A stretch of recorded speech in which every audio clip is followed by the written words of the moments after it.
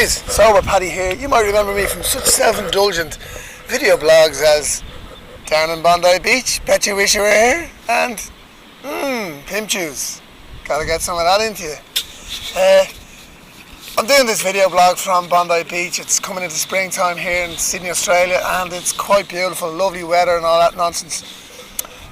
What it's making me realise is that when I was in Dublin and when I was in Ireland or when I was pretty much anywhere else, I never really appreciated the good weather and the niceness of the world without alcohol involved. You know, I always sort of saw going to the beach as an excuse to go and get drunk at the beach or whatever it was.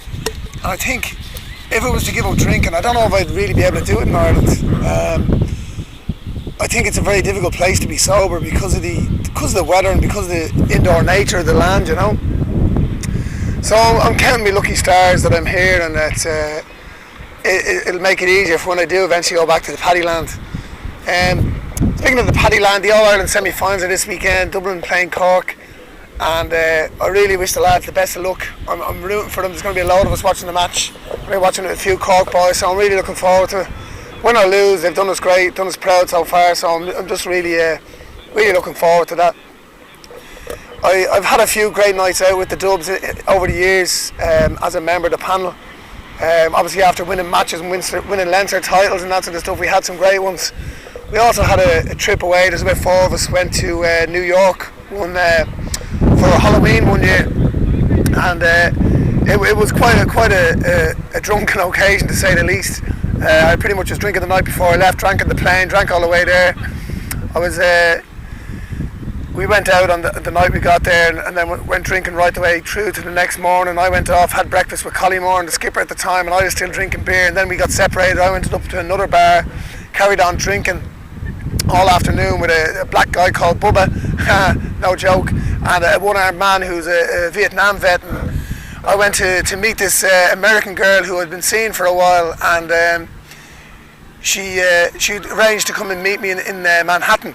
And I went back to the hostel that I was staying in Times Square to have the shit shower shave and then go out and meet her again. But of course I passed out.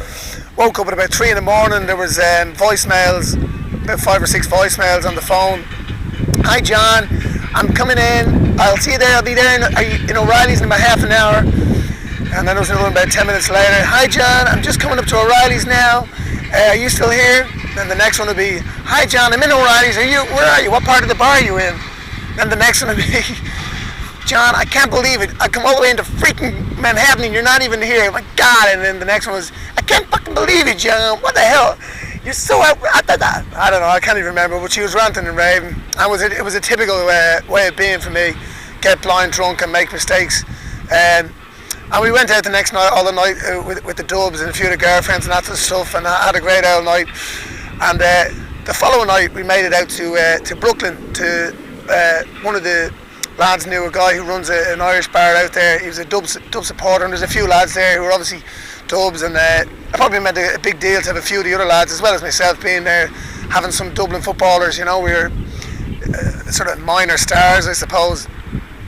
And we got out there and been drinking for 3 days, and we were drinking away at the bar, and we had I remember distinctly having another Jaeger bomb, and as it hit into me, I got an amazing blinding sensation of complete, absolute paranoia and delusion. I started accusing the guy who brought us out to the bar of spiking my drink and messing with my head and trying to really upset myself. I just snapped at all of them. I wanted to fight another fella, and in the end I sort of staggered up and staggered away from where everybody was and went out to the front of the pub and lay down on a bench, and I pulled my hoodie up over my head and I lay down. I started puking on the ground in front of me, and at the time I hadn't brought enough socks with me to New York when I went travelling, and I bought a couple of sets of I Love New York socks with the big love hearts on them, and they were pulled up over the bottom of my jeans somehow to stop the cold going up my legs.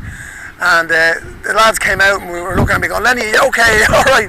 And there I was, the hoodie up with a big pile of puke in front of me, my I Love New York socks on. And I'm pretty sure I was okay. I was in Neverland. We ended up going back into the city, and we went drinking again, and I ended up sleeping on someone's floor. And it was a funny ending to the occasion. But it was complete inebriation the whole time. And I suppose a lot of what I was about then was about that sort of stuff, getting blind and really seeing just what happens, you know. And looking back, I don't want to overanalyze situations, because a lot of it was great times and great fun, but there was part of it where I was really delusional alcoholic. And I remember the day before I left, or the afternoon I left, I was asleep in Central Park, just looking up the sky, feeling really rough, going, man, it shouldn't be like this. Of course I lost my phone, got back to Ireland, and it was a bit of a debacle, you know. But I suppose in retrospect you can sort of look at things in lots of different ways, but I really am I'm thankful that all these things happened so I can be the man I am today, because it wasn't, and it never has been, easy to give up drinking. It seems a lot easier now because of the last year and a half, but it's been a real struggle. Like, I've had to really reevaluate my friendships with people, and I really had to work hard on just being myself and being confident and enjoying myself. And it is the hardest thing I've ever done, and if you want to do it, it's going to be probably the hardest thing you'll ever do. But it's not to say that it's not worthwhile, because my life is better, it's clear, it's happier now than it ever was. So yeah, it's definitely worth doing. And if you're not doing it and you're on your way to the pub, get up into the bleeding pub, come on!